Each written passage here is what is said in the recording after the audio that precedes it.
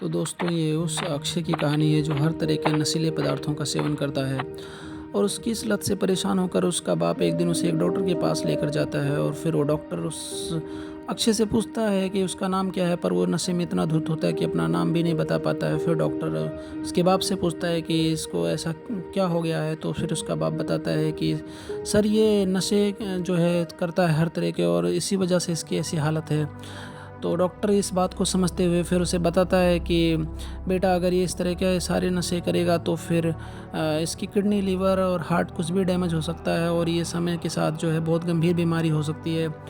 फिर डॉक्टर इस स्थिति को समझते हुए और उसके बाप को समझाते हुए जो है कहता है कि आप इसके साथ रहिए, इसका ध्यान रखिए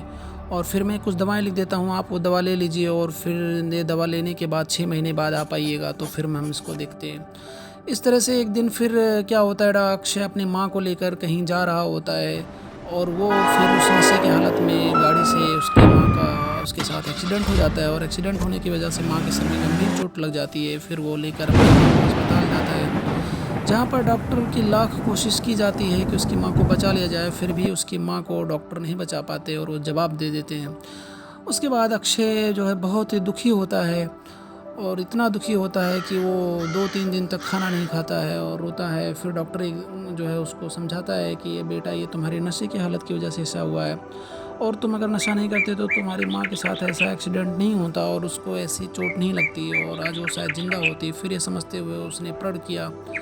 डॉक्टर को वादा किया उसने कि अब वो आज के बाद कोई नशा नहीं करेगा और इस तरह वो छोड़ देता है, जिसके 6 महीने बाद उसके जीवन में एक अलग प्रभाव दिखता है। अब वो स्वस्थ जीवन शैली जीता है, अच्छा खान पान करता है, पढ़ाई लिखाई करता है और वो शिक्षा में भी आगे। इस तरह से उसकी नशे की लत पूरी तरह से छूट गई है। अब वो अच्छा जीवन जी रहा है।